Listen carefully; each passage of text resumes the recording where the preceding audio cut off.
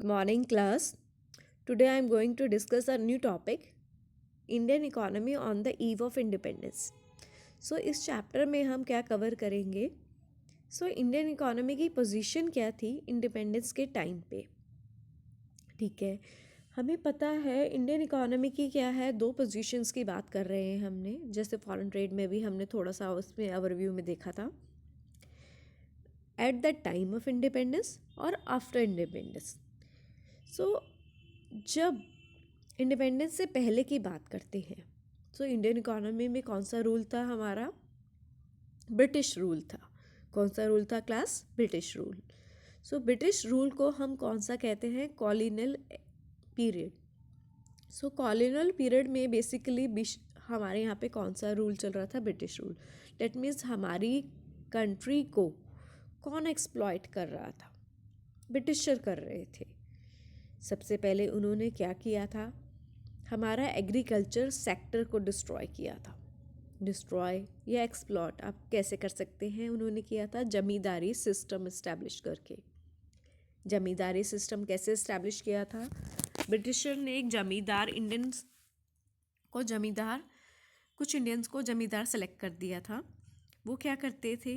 Land revenue, that means लगान picture देखी थी ना, लगान पिक्चर में जैसे लगान वसूलता था ना, वसूला जाता था, उसी तरह से जमींदार क्या करते थे? लगान फार्मर से क्या कर लेते थे? लगान लेते थे. और लगान लेके किसको देते थे? ब्रिटिशर को देते थे. ब्रिटिशर ने एक टाइम फिक्स किया हुआ था.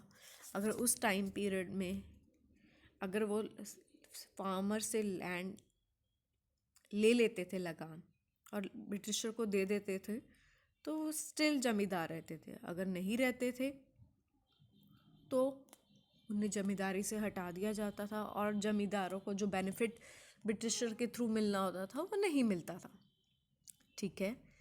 Secondly, colonial exploitation of industrial sector. उन्होंने इंडस्ट्रियल सेक्टर को भी हमारे एक्सप्लॉयट कर दिया था. वो कैसे? पहले हमारा जो इंडियंस थे वो बहुत अच्छे थे हैंडीक्राफ्ट में, हाथ के काम में बहुत अच्छे थे, बहुत क्वालिटी और क्वांटिटी में और वैरायटी में प्रोड्यूस करते थे. उस सबको डिस्ट्रॉय कर दिया था ब्रिटिश गवर्नमेंट ने. ब्रिटिश गवर्नमेंट ने कहा था, क्योंकि उस पर हैवी ड्यूटी लगा दी थी एक्सपोर्ट पे, सो डेट्स वाई उससे वो कुछ अर्न नहीं कर पा रहे थे. उससे क्या हुआ था? धीरे धीरे उनकी डोमेस्टिक मार्केट क्या हो गई थी? बिल्कुल ही ख़त्म होती जा रही थी. और उसके बाद उन्होंने क्या किया था? एक्सप्लॉयटेशन की थी इंटरनेशनल ट्रेड में. वो कैसे? उन्होंने ड्यूटी फ्री कर दिया था इंडिया और ब्रिटिश के बीच में ट्रेड. इससे क्या था कि 600 रुपये की जो चीज़ इंडिया में बनती थी या रॉ मटेरियल था, वो 600 का ही ब्रिटेन में जाता था. हम एज अ कंज्यूमर काम नहीं कर रहे थे, हम as a raw material raw material के मैन्युफैक्चरर काम कर रहे थे. डेट मीन्स हम रॉ मटेरियल बेचा करते थे और फिनिश प्रोडक्ट हम ब्रिटिश गुड से ख़रीदा करते थे. डेट मीन्स जो ब्रिटिशर बना रहे हैं हम वही खाते थे, वही यूज़ करते थे और कम रेट में अपना रॉ मटेरियल बेचा करते थे और ज़्यादा रेट में फिनिश गुड्स ख़रीदा करते थे. इससे क्या हुआ? धीरे धीरे हम और एक्सप्लॉयट होते चले गए और हमारी इकोनॉमी क्या होती चलेगी? स्टैगनेंट होगी, प्लस स्टिल होगी और बैकवर्ड होती चलेगी, पीछे चली गई. क्या रीजंस थे हमारी इकोनॉमी के बैकवर्ड होने के? कॉलोनियल एक्सप्लॉयटेशन के टाइम पे एग्रीकल्चर सेक्टर में जमींदारी सिस्टम था. ठीक है. सेकेंडली, इंडस्ट्रियल सेक्टर में हमारे हैंडीक्राफ्ट को बिल्कुल ख़त्म कर दिया गया था. थर्डली, इंटरनेशनल ट्रेड को ड्यूटी फ्री बना दिया गया था. ब्रिटिश और इंडियन के बीच में कोई भी टैरिफ्स नहीं थे. ये रीजंस थे हमारे इंडिया के स्टैगनेंट और बैकवर्ड इकोनॉमी होने के. अब हम डिस्कस कर रहे हैं इस चैप्टर में features of Indian economy on the eve of independence.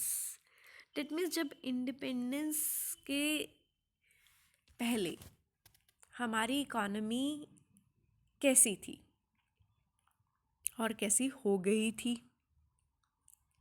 Number 1, stagnant economy. Stagnant economy कौन सी होती है?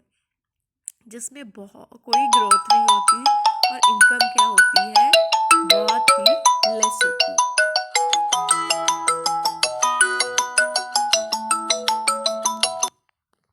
ठीक है, उसमें क्या होती है? कोई ग्रोथ नहीं होती, इनकम क्या होती है? बहुत लेस होती है। ठीक है, नेक्स्ट हमारी इकोनॉमी कौन सी है? Backward economy. So backward economy कौन सी होती है? वो इकोनॉमी होती है जिसमें पर कैपिटा इनकम जो होती है बहुत ज़्यादा लो होती है। That is a backward economy.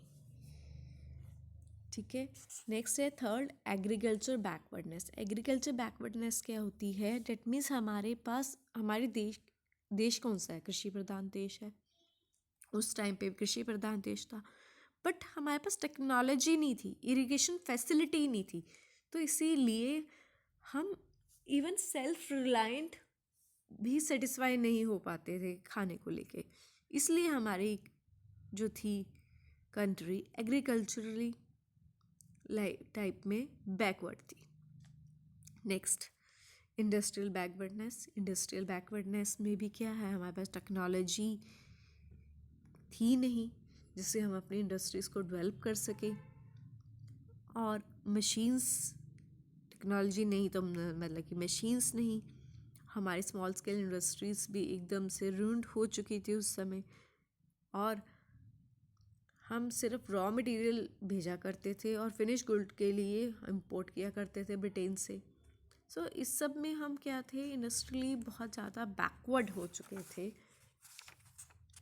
ठीक है, अभी मैं ये दोबारा से बताती हूँ। स्टैग्नेंट इकोनॉमी कौन सी इकोनॉमी होती है? जिसमें कोई ग्रोथ नहीं होती, बड़ी लिटिल इनकम होती है। जनरली 1860 से 1925 तक हमारी क्या ग्रोथ थी? 0.5 थी, और 25 से 50 तक 0.1% थी। सो डैट मीन्स हम बहुत ज़्यादा स्टैंडर्ड ऑफ लिविंग पीपल्स का बहुत ज़्यादा मिजरेबल हो चुका था। सो उस कंडीशन को हम कहते हैं स्टैग्नेंट। और सेकेंड पॉइंट मैंने क्या था? Backward economy. हमारी इकोनॉमी क्या है? बहुत बैकवर्ड हो चुकी थी, क्योंकि पर कैपिटा इनकम क्या थी? इंडिया की बहुत लो हो चुकी थी। एज पर सर्वे 1947-48 में पर कैपिटा इनकम की जस्ट 230 रुपीज़ थी। इससे क्या था? फूड, शेल्टर, बेसिक नीड्स भी पूरी कर नहीं पा रहे थे क्योंकि अनएम्प्लॉयमेंट थी। नेक्स्ट है हमारी एग्रीकल्चर बैकवर्डनेस। एग्रीकल्चर बैकवर्डनेस में क्या था? हमारे पास इरिगेशन फैसिलिटीज़ नहीं थी। एग्रीकल्चर के लिए बेसिकली जो चीज़ें चाहिए होती है वो नहीं थी। उससे क्या थी? हम अपना एग्रीकल्चर ठीक से कर नहीं पा रहे थे। ठीक से ना करने के कारण जीडीपी में कंट्रीब्यूट नहीं हो रहा था। Next is industrial backwardness. Industrial backwardness में क्या होगा? जब हमारे पास टेक्नोलॉजी नहीं होगी तो इंडस्ट्रीज़ ग्रो करेगी, प्रोडक्शन होगी? नहीं होगी ना। So that's the reason. और हम as a raw material country बने हुए थे, फिनिश गुड के लिए हम ब्रिटेन पे डिपेंड थे। नेक्स्ट रीज़न है रैम्पंट पॉवर्टी। ये सब जीडीपी कम होने के कारण, पर कैपिटा इनकम लो होने के कारण, इकोनॉमिक स्टैग्नेंट होने के कारण, सब अपनी बेसिक नीड्स इंडिया के पर्सन, रोटी कपड़ा मकान, अनएम्प्लॉयमेंट ना होने के कारण,